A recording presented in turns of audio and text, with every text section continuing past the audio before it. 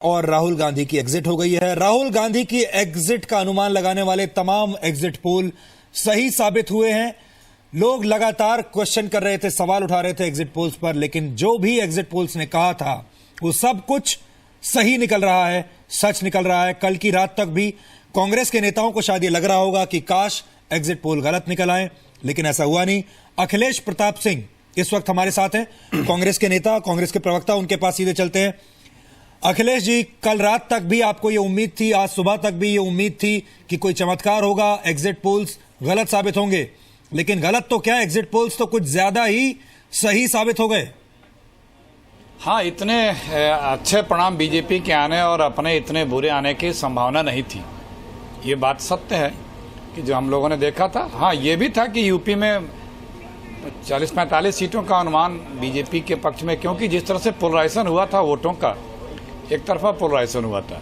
उसके बाद ये तो लगा था कि इतनी सीटें बीजेपी काफ़ी आएगी, लेकिन ये नहीं अंदाजा था कि 300 तक जाएगी, ये उम्मीद नहीं थी। जी अखिलेश जी, जो पहला ओपिनियन पोल आया था, सबसे पहला, वो करीब 1 साल पहले आया था, जिस ओपिनियन पोल में यह बताया गया था कि आपकी सरकार लोकप्रिय नहीं है, लोगों को अच्छी नहीं लग रही है और लोग नरेंद्र मोदी अब बदलाव चाहते हैं। करीब 10 महीने पहले, अगर 1 साल नहीं तो करीब 10 महीने पहले, 8-9-10 महीने से ऐसे ओपिनियन पोल आने शुरू हुए और आपने एक एक करके उनको खारिज करना शुरू किया।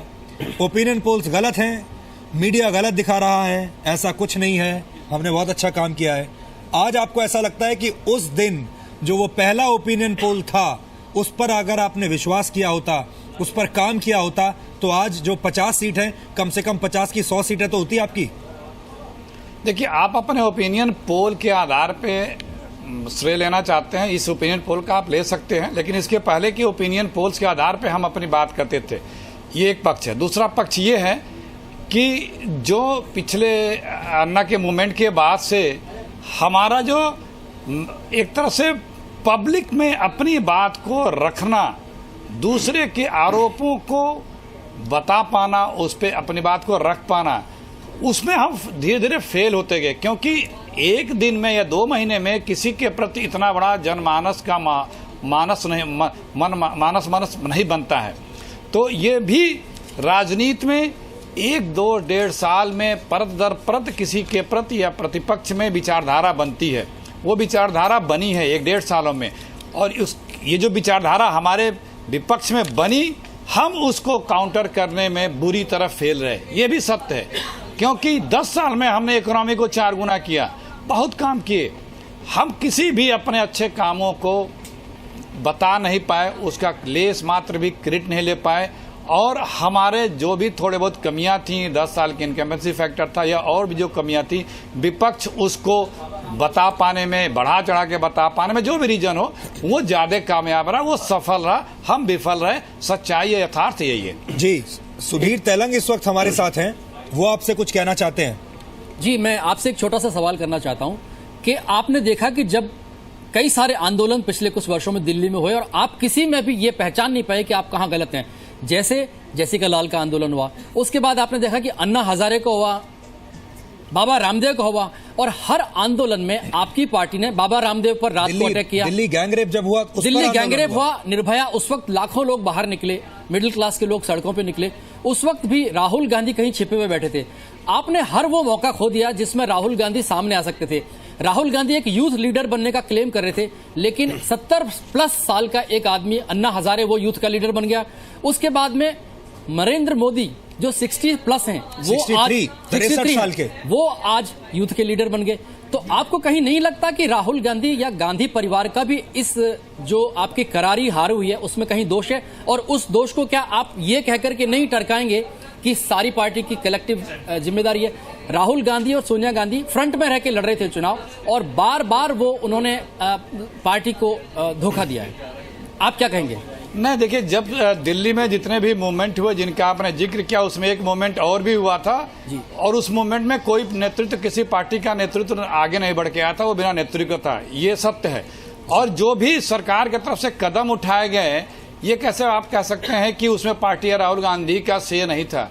या उनकी रजामंदी या उनके निर्देश नहीं थे। ये संगठन या पार्टी के जो भी निर्णय होते हैं तो उसमें तो उनके रजामंदी थी ही।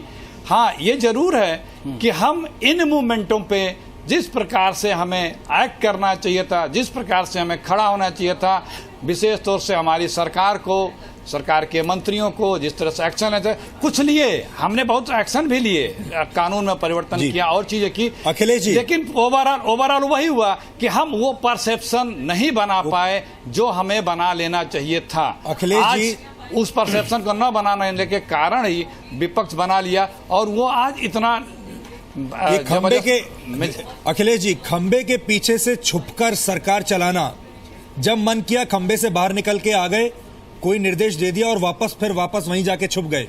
अगर राहुल गांधी को निर्देश देने का इतना शौक था, आपके पास 5 साल थे, आपने उनको प्रधानमंत्री आप बना देते, उनको सीधे सीधे फैसले लेने देते, वो आपने नहीं किया।